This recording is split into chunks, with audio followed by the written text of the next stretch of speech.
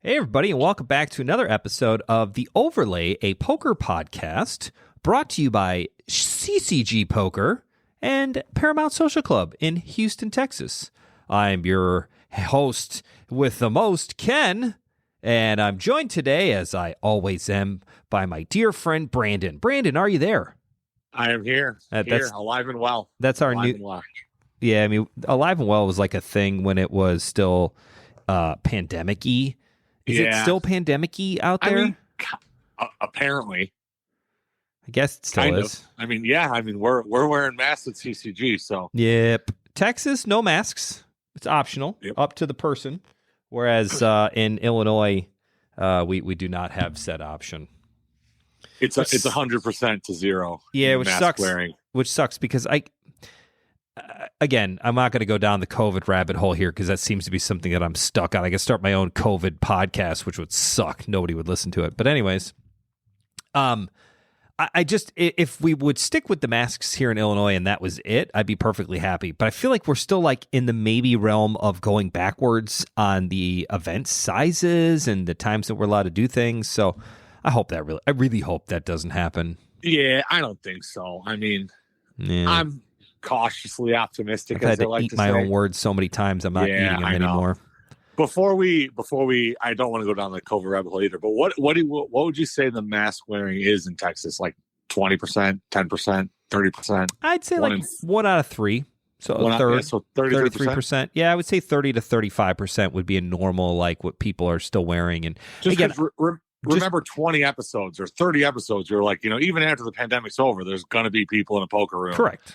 And so now I kind of wanted to just, it's see just a what new those norm, numbers right? are That's like. just what people do now. So that's fine. I don't mind the masks. I'm kind of indifferent.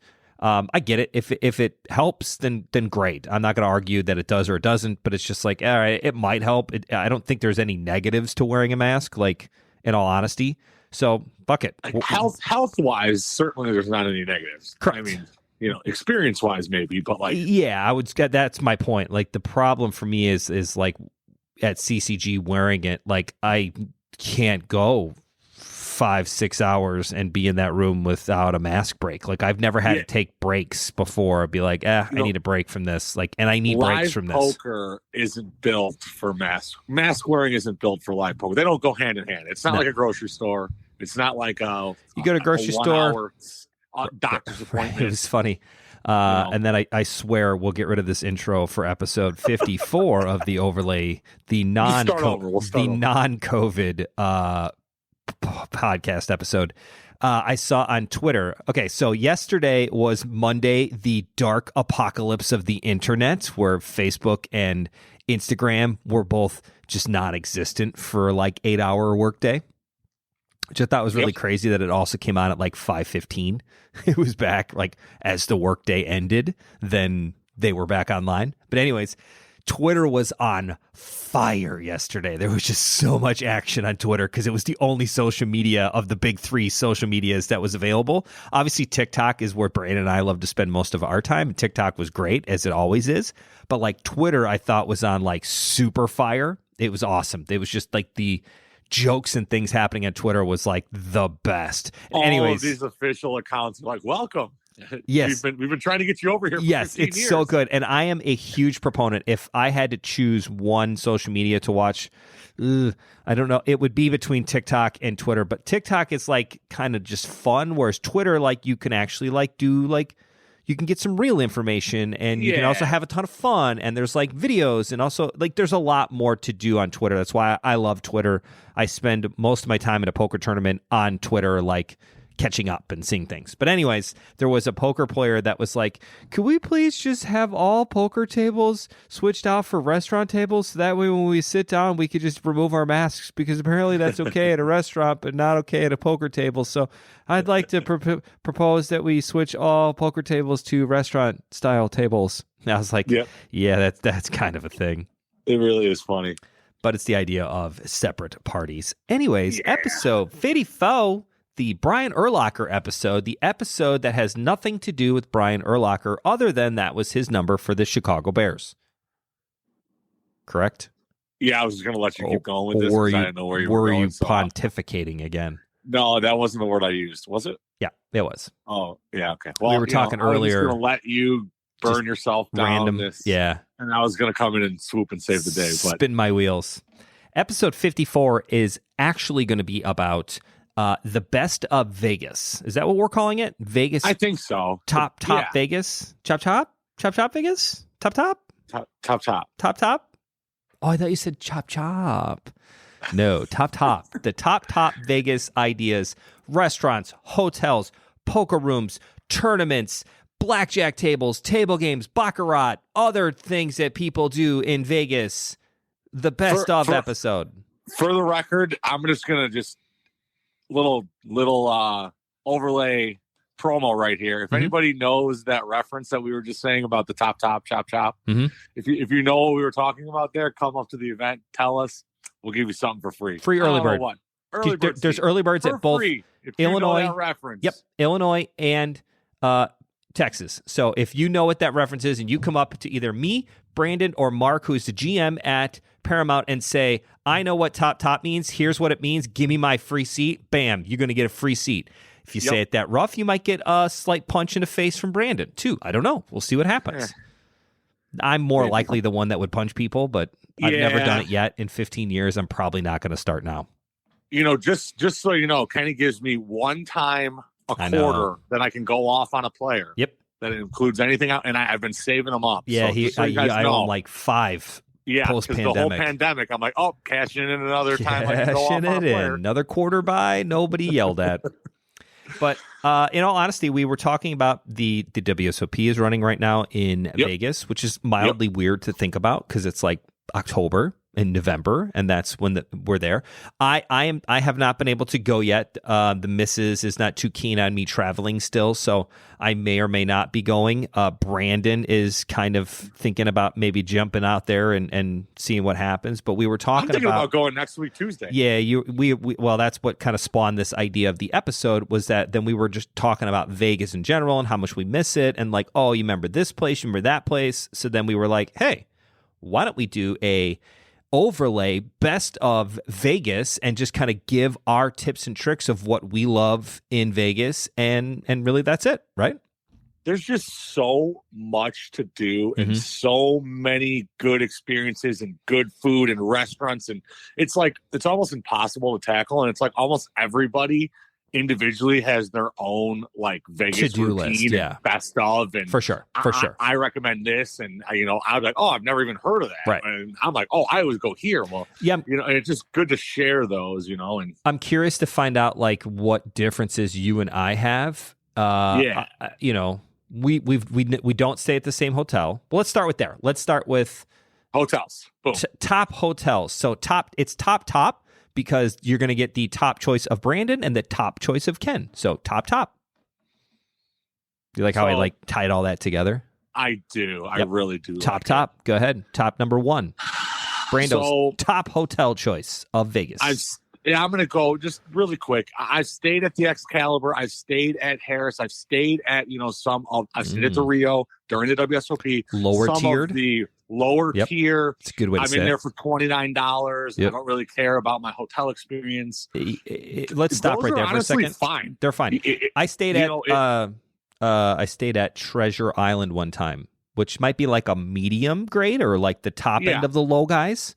Because I think you were right. It was like $49 a night. I was there for a Magic the Gathering tournament. Wow, you're such a nerd.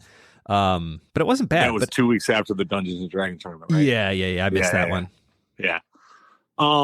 It's not bad. You think of, that's what's awesome about Vegas is the bar is raised so high. Correct. That even the low tier stuff, that's $29. And I would never pay $29 to stay in a hotel in 95% of the world. Correct. I was going to say Vegas, it's not even that bad. You take a $29 hotel room out of Las Vegas and plop it down in Orlando, and bro, you better be locking the door and keeping your valuables inside and posting a guard watch at night, because I would not trust myself to be in that room alone at any point in time. But Vegas is different. Guys, if you're one of those guys, it's like, I don't care about my hotel room. I don't, I'm only going to sleep there. I'm going to party. I'm going to be out and experiencing. Right. Just don't spend up for the hotels. I mean, really. Harris is a great spot to go because it's cheap. It's right in the middle of the Strip. Middle of the Strip. I like Harrah's just based on geographic location. It's great. If you start going to the outsides of the trips of the Strip, like I don't know, give me a Luxor, that's kind of out there, right? Yeah. Circus is redone now, though, right? Isn't it called something else? I don't know. When I was out there, I don't think it was. Somebody told me Circus got is being redone. Anyways, I haven't been there. I don't know if I've ever been there, to be honest. So as a kid, I always stayed at the Mirage. Nice. I would say that's like bottom upper. Yep, that's like the low end of the top tier hotels. And then recently, my two places have been Wynn and Aria. Mm-hmm. And now the only issue is those are on opposite sides of the Strip. Correct. So I would really say they're tied in terms of experience, in terms of I've gotten a suite at the Aria. I mean, it's absolutely incredible. I've gotten an upper tier room at the Wynn. Just based on the hotel itself, meaning the room and amenities. We're not talking about like other bonuses like the poker room or shows or the restaurants. We're just straight up saying like hotel versus like where it's at and how nice the room is versus how expensive it is. Your two tops are Aria and Wynn. And I'm going to say if I had a gun to my head, I'm picking the Wynn. I mean, that place is unbelievable. It is attention to detail. I mean, it's very like Asian themed, which I mean, it's whatever for me, but like it's amazing. It's just like everything about it is just, I mean, the sports, everything from the elevators to the entrance is like, wow, this is Vegas, It's cool. Yeah. I would say my two hotels that I've stayed at the most is the Mirage, and it's same deal. Mirage is where I stayed like in my late 20s, early 30s, and like going out was still like a factor of doing stuff. And like same deal, like Mirage is a really good place to go. It's a cool location. There's some cool nightclubs there. Like it was great. I loved the Mirage. Lately now, when my wife and I go together, which is basically the only time I go now, we always stay at Caesar's Palace, but we don't stay at Caesar's. We stay in their little boutique hotel. It's like the hotel inside a hotel called Nobu. Yeah. Which is super swanky, super cool, not crazy expensive. I mean, it's obviously it's not $29 a night, but I don't think it's extraordinarily high. Like, I think it's probably comparably priced to like Wynn and Aria, Venetian. Yeah, like you're getting like on the weekends, it's going to be $350 or something like that. Yeah, right? maybe. Probably. I never go on. We never go on the weekends, so like I don't know so then that. It's probably like $189. Yeah, I would say it's under $200 a night. Right, it's great. They've got awesome amenities. Like the rooms are really great. My wife does not gamble, so like for her, part of the vacation is like. Not that we want to hang out in the hotel room, but like it's home base. So like if we want to we always do at least like one meal a day. Basically, it's going to be room service. So like that's a huge part of why we stay there too, is because the room service is phenomenally good, like crazy, crazy good. That's probably the main factor of why we go. I also like Caesar's location. It's smack dab in the middle of the Strip. You can watch either direction and go anywhere you want, and it's easily traversable to get where you go. They also have a bunch of shopping, which is the number one reason why my wife likes to go to Vegas. She doesn't really gamble. So for her, it's all about the restaurants and shopping and maybe shows, which we'll get into in maybe a minute, like kind of the fun stuff to do in that aspect, like non-gambling things. But for me, that's why we like Nobu so much. The food's great. Room service is awesome. It's in a great part of the whole, the Strip itself. I like Caesars. I like the Roman kind of like deal. So like everything about it's cool. They've got a Starbucks downstairs. So Lindsay really likes it. They also have that new Vanderpump Rules like thing, right? There's the garden. The garden. Yeah. So like that's another one. They have a great Italian restaurant. I'm going off script here. They have a great Italian restaurant at Caesars. If I had to choose one spot to go in Vegas, one spot, I think Caesars would be the place to go because they've got a bunch of really good restaurants. The rooms are great if you stay at Caesars, or if you upgrade a little bit and stay at the Nobu part of the hotel, the boutique side of it. That's super cool. They got tons of table games. The poker room, pretty legit. You're not going to get the full spread of games that you're going to be able to play, and I don't think they do a ton of tournaments, but like straight no-limit cash games and PLO, pretty awesome. They got some cool shows. There's a ton of stuff to do. I like that in general. So for me, it's and shopping. The forum shops there at Caesars are cool as shit. I mean, They got a ton of cool stuff just to walk around. Like, you don't even have to go shopping, but just like walking in and around there. They also have a Joe's Crab Shack, not Crab Shack. That's what I always call it, but it's not what it's called. Joe's Stone Crab is in the Forum Shops as well. So they have a California Pizza Kitchen there too. They do. They do. It's right by the sports book, I think. Joe's Stone Crab is really good. The sports book is really nice. It's big. It's just a big hotel. Big casino floor. You can always find space at a table, whatever you want to play. So like, I think it's a good, like, all around, like, encompassing Vegas experience. So yeah, I would really say Caesars is kind of like, not like value town, but like if you want to go to Vegas, you've never been, or like someone down, go stay at Caesars Palace. It's dead in the middle. Caesar Palace. It's not too expensive. You're gonna get all. It's not too high end. You're not going to pay $1,000 a meal. Yep. But it's not going to be. You can get that if you want it, but you can also get like some of the easier things. Like there's an Italian restaurant there, like Rao's or something. Raos. Rao's. I don't know how to say it. But like the food's awesome. The pool's really cool. They got great statues and stuff of Roman-esque empire type guys. So I mean, it's great. What show? What do you know? What show is at Caesars? Is it the Beatles one? No, that's at the Mirage. Beatles Love is at the Mirage. Caesars Palace, Cirque du Soleil. I don't know how to spell that. That's definitely not how it works. Let's see. What shows does Caesars Palace have? Dun dun dun. Bum bum bum. TripAdvisor says. I don't know. I can't find it. The suspense is killing me. You know what? It's probably because there's no shows right now. There might not be. That could be it. So yeah, hotel top list. I think, is the airport on the south side of the strip or the north side? The airport's the south, right? Yep. So south side, Aria, middle, Caesars, top, Wynn. There you go. Correct. There's our hotels. What's next? I know what I want to choose for next. Go ahead, choose next. I want to choose buffets. Okay. If anybody knows, because I have I like buffets. We always do one. We'll do one meal, and we'll buffet it up.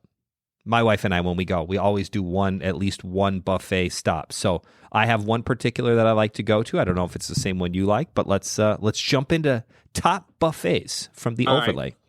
I'm going to start with my least favorite buffet. It's okay. The Rio. The Rio has like a seafood buffet. Okay. It was like $75 or $85. I think I remember that because we went to the Rio. I remember going to the Rio, and I was just like, I don't know why we went. We went for something particular. Maybe we went to a show at the Rio. Oh, yeah, Penn and Teller. Penn and Teller was at Rio. So that's why we went. So we went with another couple. So we went, and I remember seeing like the seafood buffet, $8.99 or whatever the price was. But anyways, go ahead. Yeah, so I was playing my first ever WSOP event, and it was break, like dinner break. And, dinner break at the WSOP is like nuts, day on the ground. Everybody's out. In his camper, eating his almond bars. And, everybody that's like me who has no plans to even be in a tournament 7 hours in is like, I had no idea. I'm hungry. I got to eat something. All the lines are through the roof.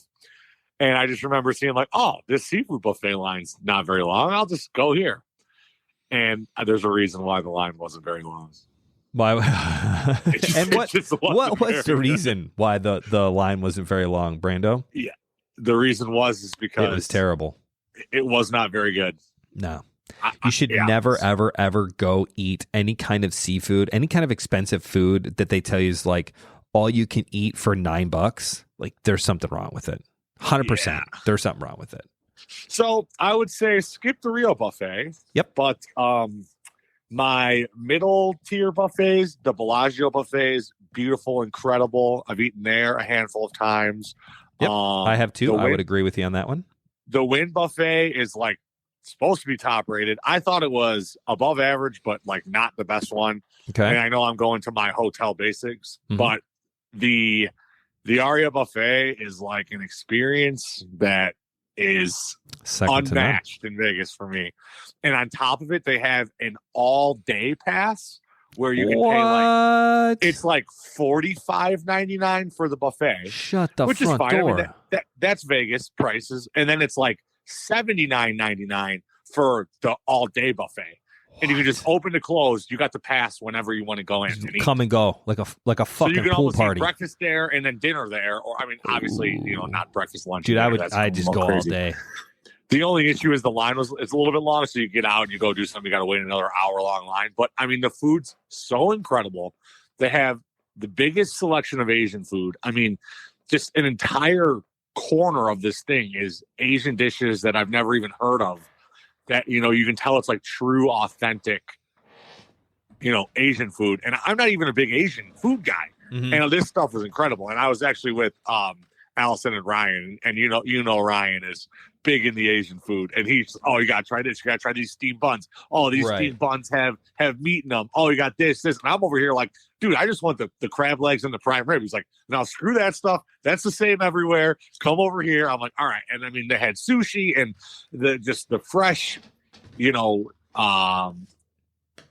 just the fresh fish, the raw fish. That's not sushi. I can't think of the name of what it is, but it was just absolutely incredible. Sashimi, yeah, sashimi. That's what I said. Sashimi.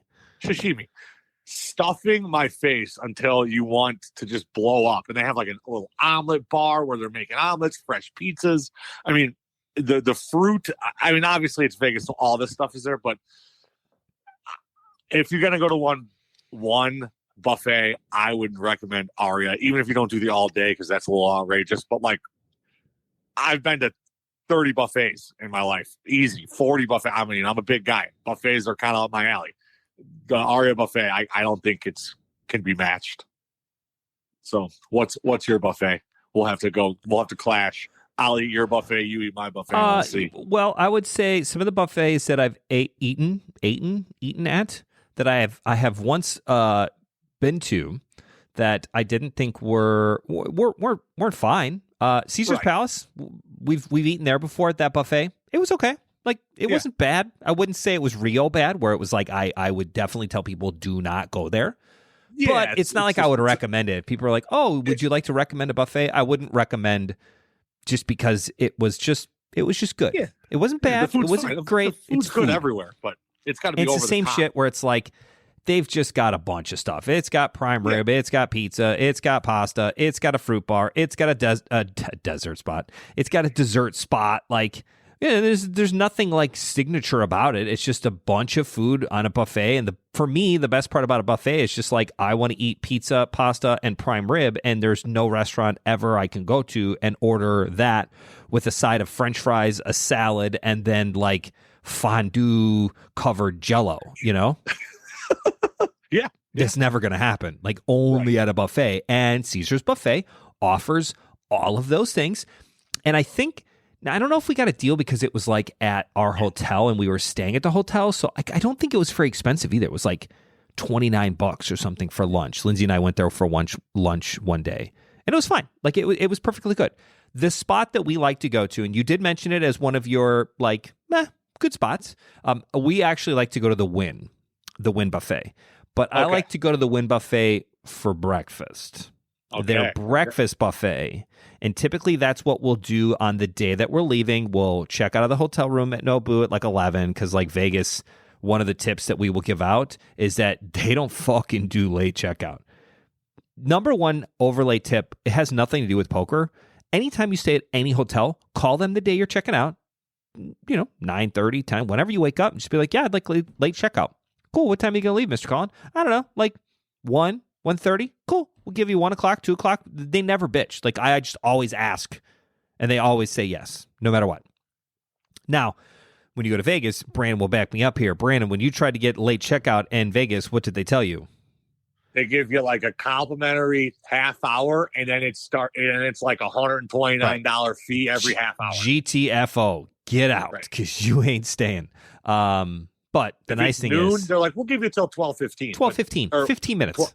And then at maybe 12:16, you're getting charged $100. Yeah.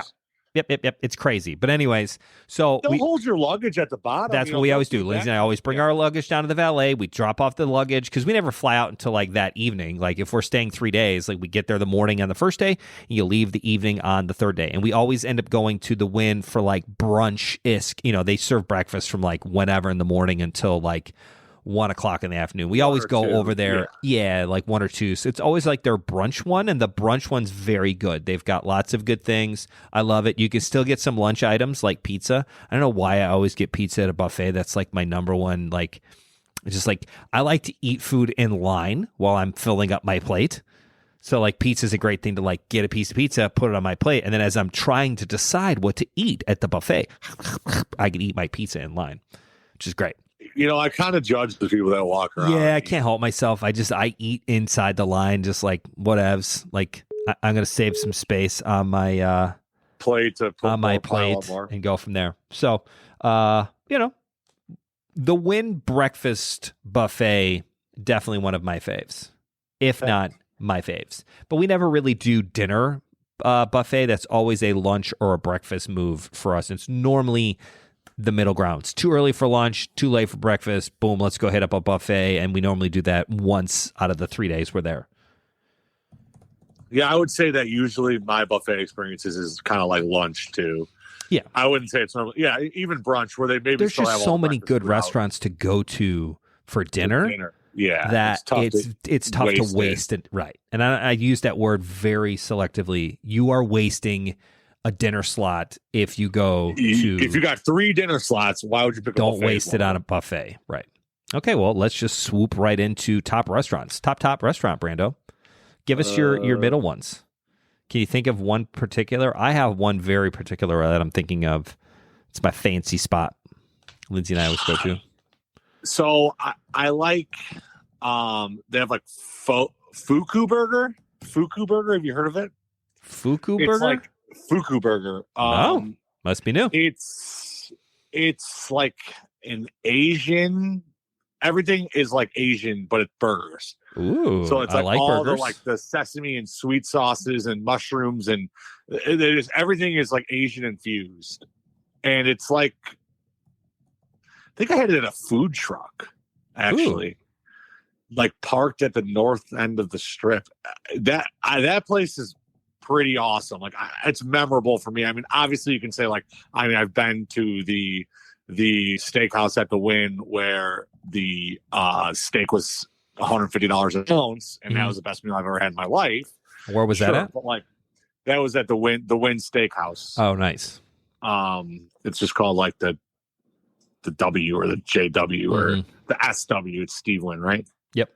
Yeah, it's like SW Steakhouse. And I mean, their cheesecake was incredible. There was the best bread I've ever had. Yeah, everything about it's great.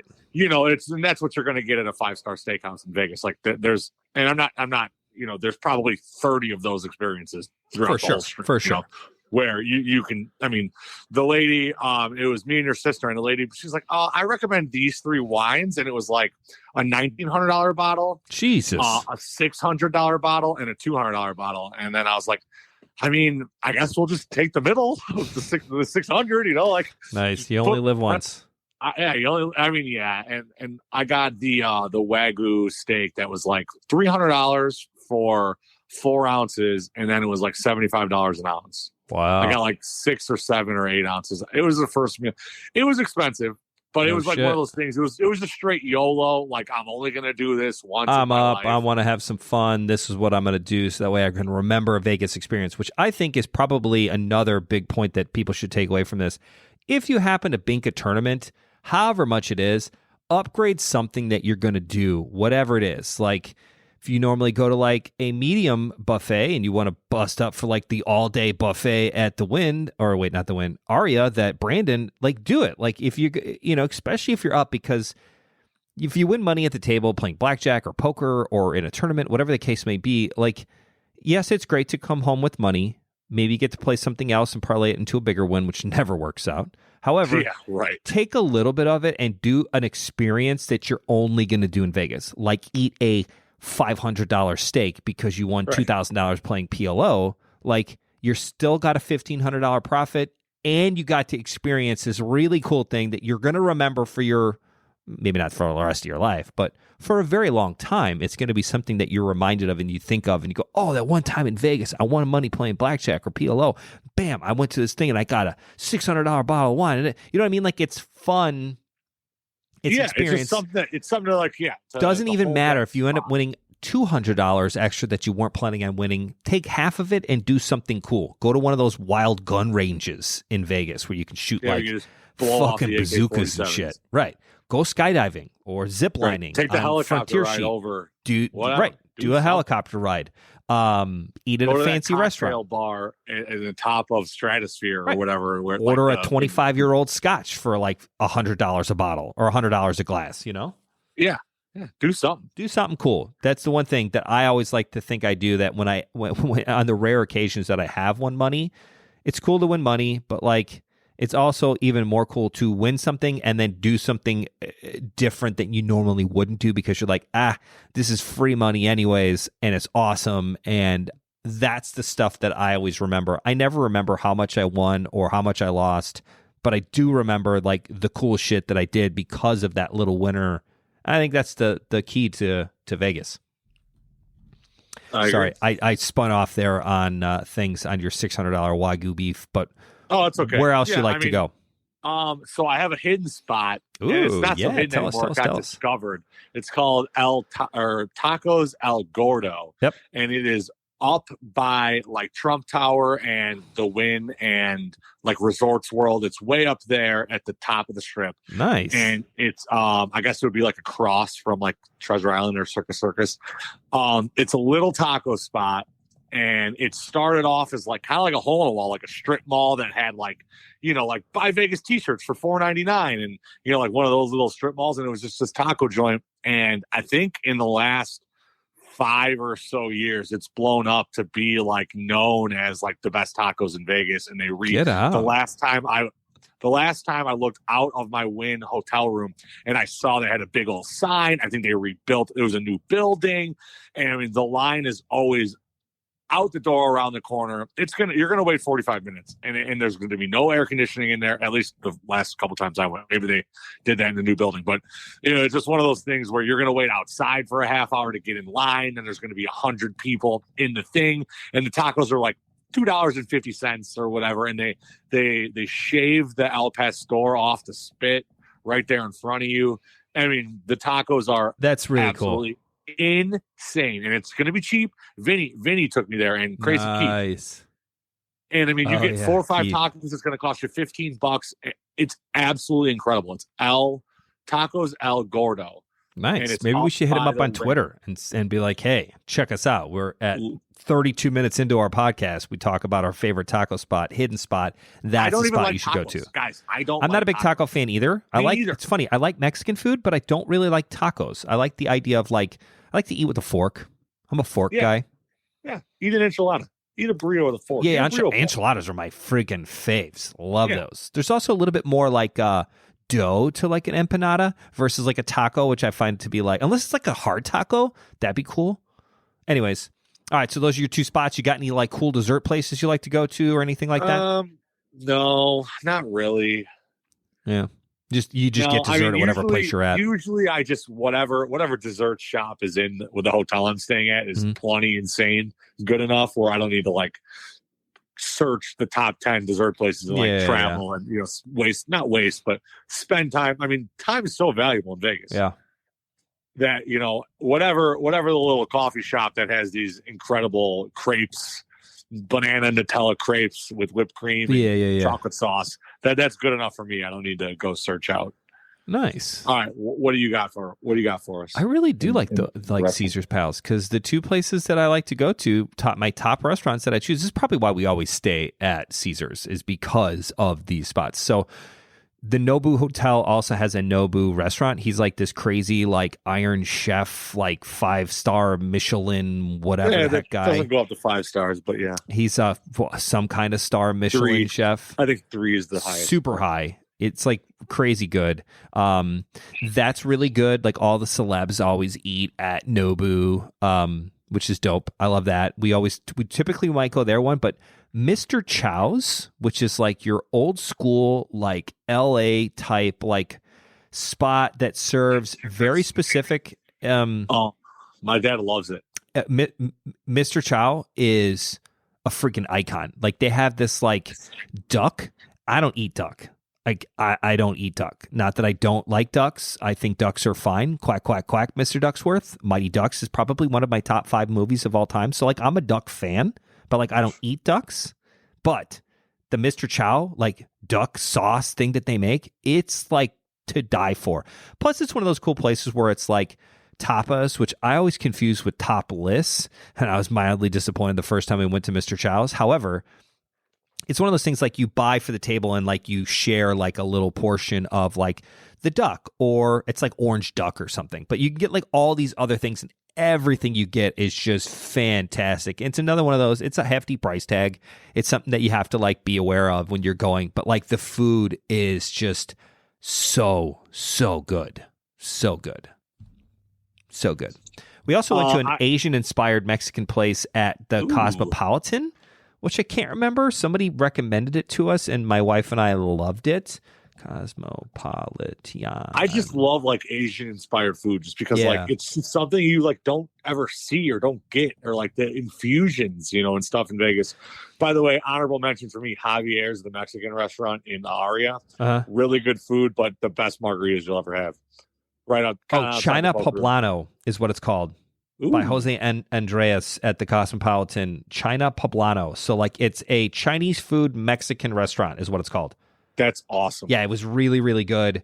And again, I'm not like a, you know, like a taco fan. And again, don't get me wrong. I like Mexican food. I like Asian food. Put them together. Bam. Sounds great. I actually like Chinese food the best out of the Asian categories.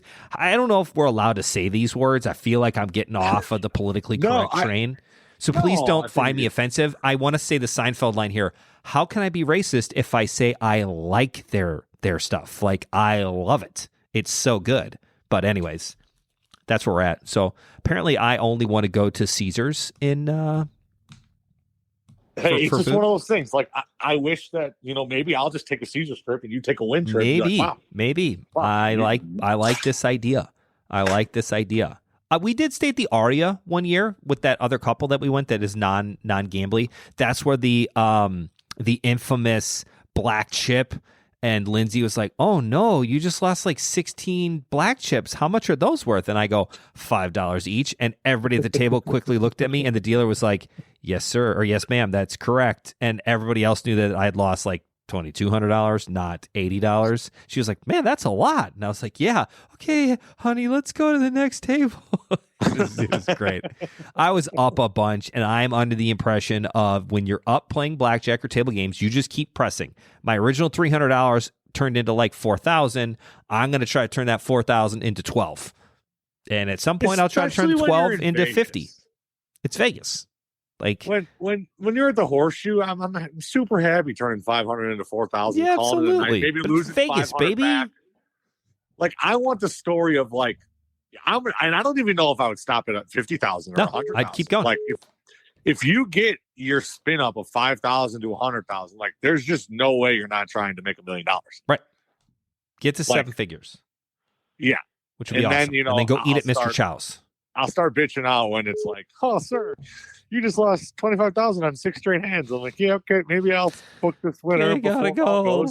Yeah, book a little winner, but press the envelope here, folks. That's our motto here at the Overlay. When in Vegas, like, come on. When in Vegas, press the envelope. All right, so we've talked about our favorite hotels. We've talked about our favorite buffets. We've talked about our favorite particular restaurants, so dinner spots. Lunch spots for me, too. I love Joe's Stone Crab. Again, it's in the Forum Shop, so that's a really good spot to go.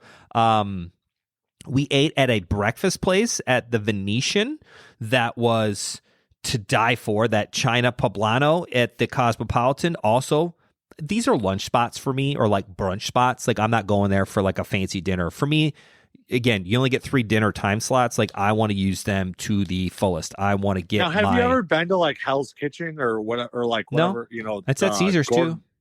The Gordon Ramsay. I like Gordon Ramsay restaurant. too. Like, my one of my dreams would be to be yelled at by Gordon Ramsay. That would be awesome.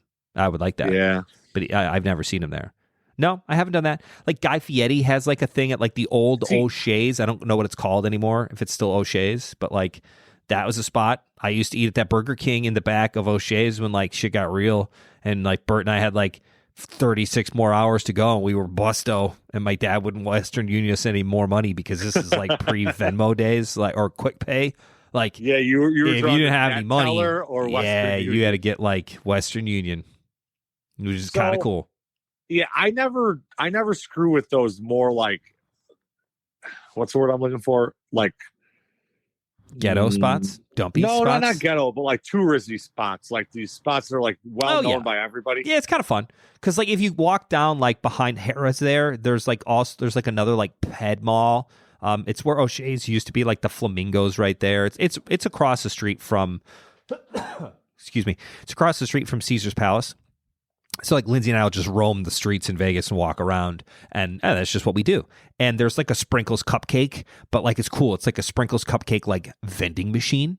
And like, 1, I love cupcakes. 2, Sprinkles cupcakes are quite good. 3, to actually get to use a vending machine and get like a cupcake, which is like a non-vending machine item, like it's cool as shit. Like I almost want to buy a car from Carvana to go to the Carvana car vending machine on 290 when you're getting right there at the Hillside Strangler. It's on the right, like just past Oakbrook.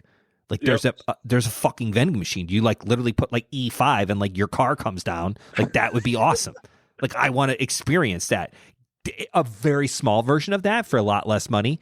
Go to Vegas, go to that Ped Mall over there behind like the Flamingo and all those places, Imperial Palace, like right there.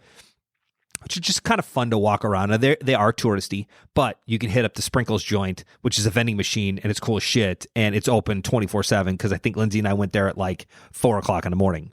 She was pregnant at the time. This is many, many years ago. So, of course, she was like awake, and I was like, cool, let's just go for a walk in Vegas at 4 o'clock in the morning. It's probably safe.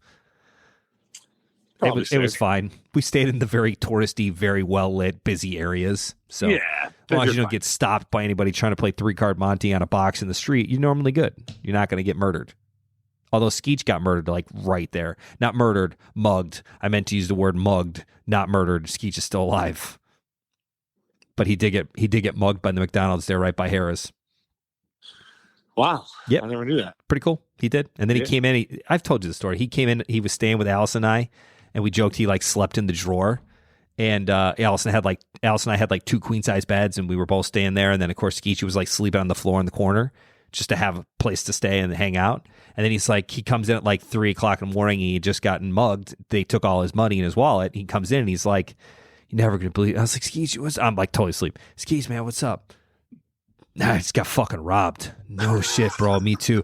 I had queens. I had like triple down. And the dealer was showing a 6. And he's like, "No, KJ, I got robbed." I was like, "Skeech, I know. Me too. I had 20 and I split, did that." And I clearly wasn't getting that he actually got robbed. I was still very upset about my blackjack story that I was trying to tell, which God love him. He did listen to my story before he finally said, "No, like I literally just got stuck up at gunpoint by the McDonald's." And I was just like, "You go to McDonald's in Vegas? It seems stupid. Like hit up like a Wahlburgers or like Steak and Shake, something or that you In and Out Steak Shack, Shake Stack. What is that place called? Shake Shack. Shake Shack. You know, go to one of those places. Why would you go I was very upset with him, but there was a happy ending to his story, but I can't tell it. Anyways, I know the ending of that story. It's great. That's funny.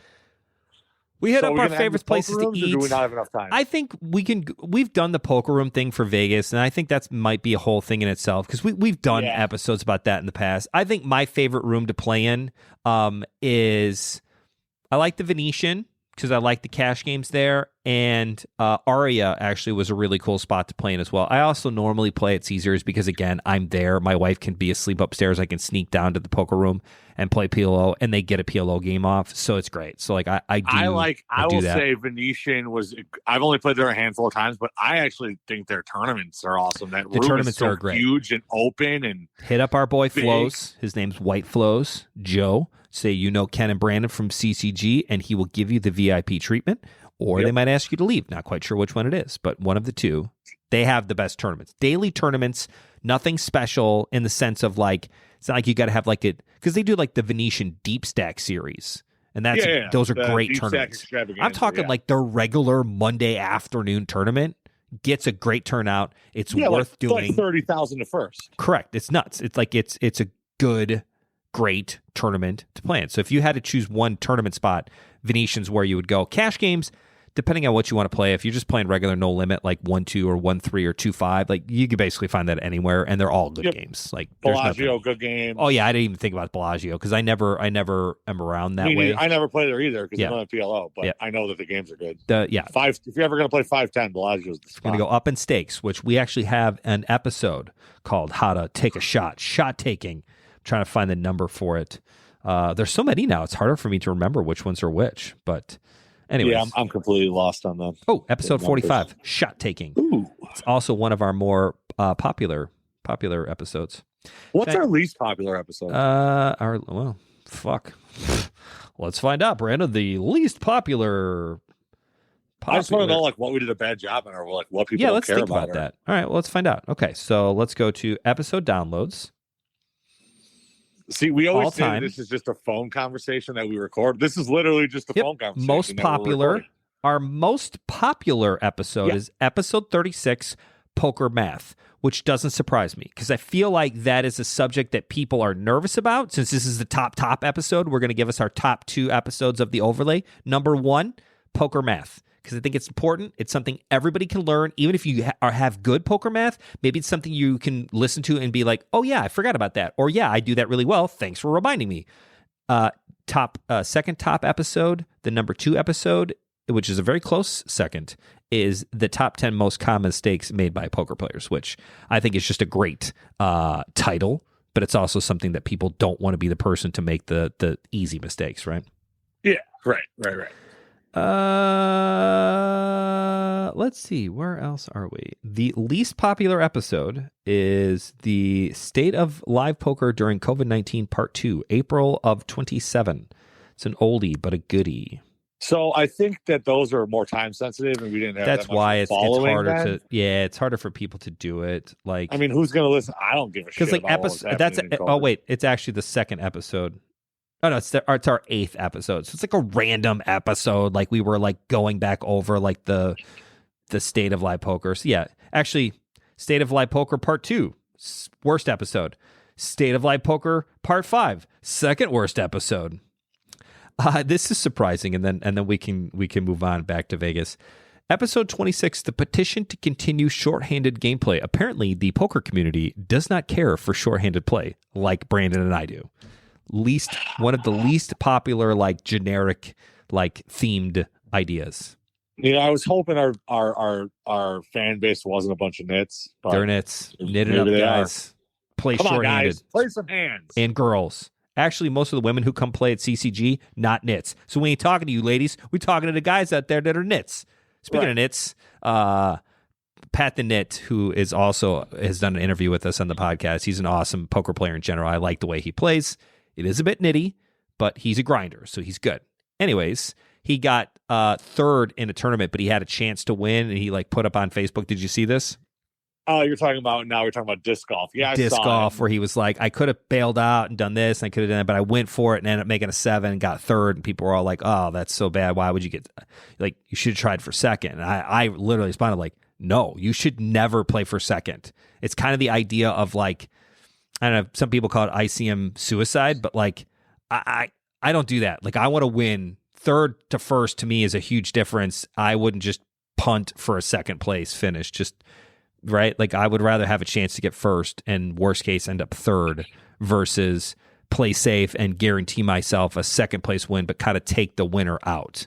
I don't like that. I like the idea of getting that W. I agree. Sometimes you got to go for the W, Brando. All right. Yeah, I know.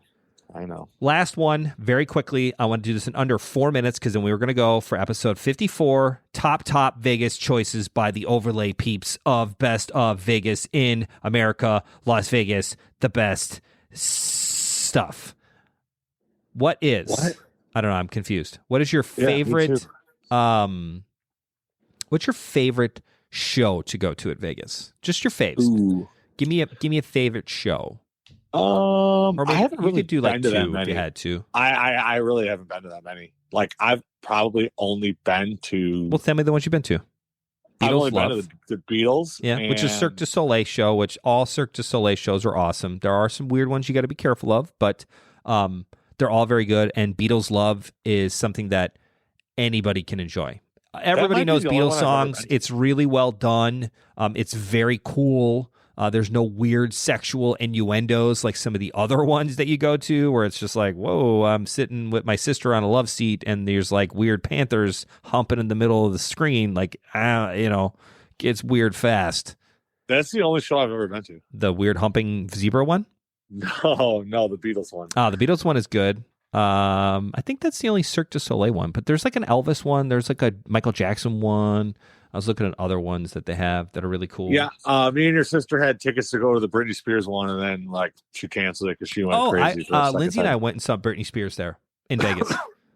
That was awesome, like crazy awesome. It was really cool. That's not a Cirque du Soleil one. It's just like a Britney Spears show, but that was really good. Now, this isn't really a show, but one of my biggest childhood memories was the Treasure Island, the little pirate show. Oh, yeah, they don't do that anymore. They don't do it anymore. No, that was cool as shit when you like walked outside, because like people used to have like shows out in front, and now it's mostly just the fountain at the Bellagio. Also, a free show that you can go to. So if you're broke, out of money, and you want something to do, walk over to the Bellagio and watch one or two, because they're different. They're different like every hour or something, or half hour whenever they do it. Like the music changes, and there's like different like. Yeah, because like the water jumps to the music and stuff. It's worth going to see, especially for a free show. You can also check out the free lava volcano thing still happens at the Mirage, which is cool as shit. Every half hour. The Treasure Island pirate show, which I remember as a kid, which I thought was cool as shit. Me too. Yeah, I remember that as a kid. I like pirates in general, but that's gone now. And the ship would sink, and you'd be like, "Oh no, he's dead!" Oh, and then, like he would stay underwater for like a minute. Yeah. And like then he would come and equipment down there. Yeah, and then he would just be the ship would unsink and he would be riding it up into the Penn and Teller was pretty cool. I like a good magic show. So I think any magic shows are good. I would love to see. Penn and Teller was cool. My dad said he didn't, but he had a friend go to Vegas and he was like, yeah, dude, we saw Carrot Top. Like somehow they got Carrot Top tickets and he was just like, I don't want to go see Carrot Top. But he said the guy was like awesome. Like a showman and a half. It was really, really, really good. So apparently, I think you have to be awesome to be in Vegas. And that's kind of the thing. If you're in entertainment in anything, if you're like a puppet show or a magician or anything you are, if you're in Vegas, it's like the pinnacle. A ventriloquist, whatever. You're the best. You're the best of the best of the best. You're the top of that industry, which is why you're playing in Vegas, which is where everybody goes. So any show you go to is going to be great, no matter what. They're all good. We recommend all of them. Yeah, just go to a show. It'll be just good. Go to a show. Again, find a show. You can find cheap shows, especially if you go like off night or maybe you see like a 3:00 afternoon show or some shit. Go somewhere and see any kind of show. It's worth going to see because it's Vegas and it's going to be good and you're going to enjoy it. And again, it's part of the stories and experience of Vegas that you don't always get at other places. You can't go to San Diego and see and have the choices of shows or restaurants or hotels to stay at or all of those things. Plus, you can walk to other casinos and hotels. And like, that's the other thing I like to do. I just like to go visit other hotels. Like every time we go, we always walk down to New York, New York. I would never stay at New York, New York, but it's cool as shit. Like you walk through like the little back alleys of like the New York City streets and you eat like a sandwich or pizza or something. You ever been on that roller coaster? I have, but I haven't gone of late. You know, we don't do that anymore. But I went as a kid too. Yeah, it's awesome. Just to walk around and see Vegas is fun, and it's easy and it's cheap. So it's free, actually. So after you bust, so what you need to do is go to the buffets and the shows and gamble early. Right. And then in the event that you lose all your money and you got nothing left, then you go to the Bellagio fountain and do your sightseeing and walk. And that's the strategy because that way see the street performers and stuff like that. Yeah. That way you get your bang for your buck even after you're broke. Even when you're broke. And if you don't go broke and you're up, then push the envelope.